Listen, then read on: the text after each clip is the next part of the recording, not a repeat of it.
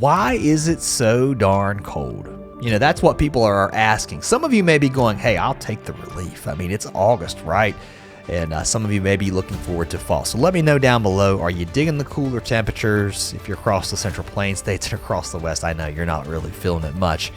But here's why we're seeing that. We've got this upper low here in the Northeast, and a lot of this air now that's across the Midwest into the Southeast, it originated back here across parts of Alberta, Saskatchewan, and it's moved southeast as this upper low has dug in. Now we've got a very strong northwest flow continuing to just pull down that cool air from Canada. That's the why behind what we're seeing. Is it crazy, abnormal, just what's going on with the climate? No, I mean, it's not, but it is a kind of a wild setup. It's not anything unprecedented. You've got this cold pool of air here. There's also another one. This is something to keep an eye on too across the Pacific Northwest. That's going to be dropping down close to Oregon as we move into Thursday and Friday.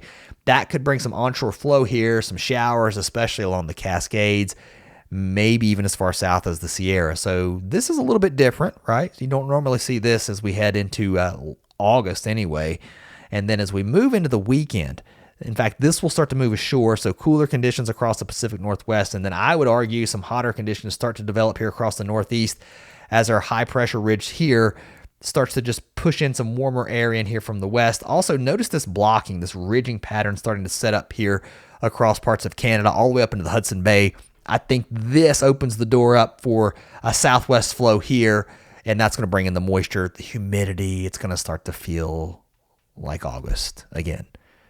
All right, let's talk about what feels good, though, if you're liking the cool temperatures. Early Wednesday morning, take a look at these modeled numbers. I'm going to back it up to about 6 a.m. Eastern, 5 a.m. Central. We're talking about widespread 40s again. I mean, even down to New York City, I don't know that we get down into the 40s, but get north of town, up into Connecticut, you're easily into the 40s. Up into the Hudson Valley, I wouldn't be shocked if some of the mountains valleys from the Northeast all the way down into the Southern Appalachians, some of those sheltered mountain valleys. I don't know about the Northeast, but definitely the further west you go, if you can get some clear skies, we may drop into the 30s. So pretty wild out there. Definitely feeling like fall. A lot of schools starting up this week, so feeling kind of like fall early. I mean, how many times have we been in August and you see early dismissals because it gets so hot? Well, that's not the case here from the Midwest into the Mid-Atlantic. We're dealing with 60s, even 50s and 40s across the Northeast. The hot weather really to the south. I think from Macon south down into Florida, from Birmingham south over to Starkville south, and I think really southern Arkansas into Louisiana. That's where the hot weather will be, while we keep the cool northwest flow here across the Midwest. Another cool morning on Thursday, more widespread 40s and 50s. I mean, check this out, all the way back to central Iowa, down into Missouri, Tennessee, while it may not be that cool in North Carolina, you're going to feel that dry air. So mid-50s for Greensboro is going to feel pretty nice with lower humidities. And you get up into the mountains and you're into the 40s, especially the further north you go. And again, I don't know that we don't see some widespread 30s in some of those sheltered valleys. But as we head toward the weekend, some of that starts to relax. Another coolish morning on Friday, but that's kind of the end as we start to see southwest flow take control. Here comes the heat building north now, back into the Tennessee Valley, up along the Mississippi River Valley, north, close to Indianapolis. We're pushing 90, at least as that southwest flow starts to return, and the humidity also starts to return with it. So as we head into Saturday, also into Sunday, we're definitely seeing that warming trend. And we're back up into the 90s as far north, I think, maybe as Huntington, West Virginia. I don't know that we get into the triple digits here across the Central Plains states, but we are definitely starting to warm up here too. Not a big cool down, especially here across the plains as we head into Wednesday and Thursday. And check this out.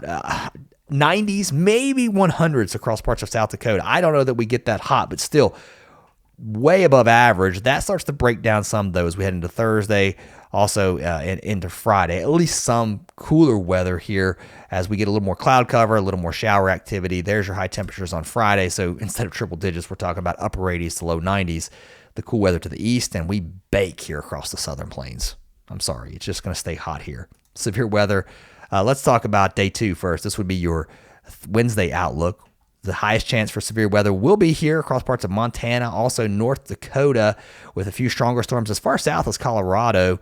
And then as we head into Thursday, more storms here across the plain states, all the way down into Kansas, possibly. All right, let's time some of this out for you. I'm going to back it up just a little bit, and we'll take you through the rest of the evening into the overnight hours, into the early morning hours of Thursday. This upper low just spinning here across the northeast, and that's going to keep the showers around, especially here north of, say, Massachusetts into Vermont, New Hampshire, northern parts of New York, maybe even as far west as Buffalo, just some showers here, and then across the Central Plains, back into the west.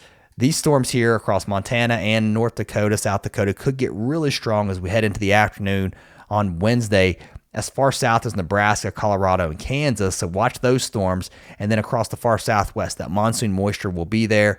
Across the west, onshore flow developing here around our upper low, and that's going to bring the showers across the west coast, kind of rotating around that upper low, keeping us wet, unstable, and kind of just unsettled through the next couple of days.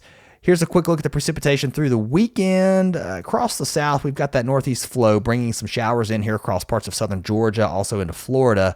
But that will start to relax some, I think, as we head into the weekend. Also, again, our temperatures warming up here across the east, across the west. Those showers across the northwest do start to back off a little bit as we head into next week as that system moves inland a little bit. And then across the plain states, I think it still stays hot here. Not a lot of relief from the heat. So there you go. That's all I got for now, guys. Hope it helps. See you next time.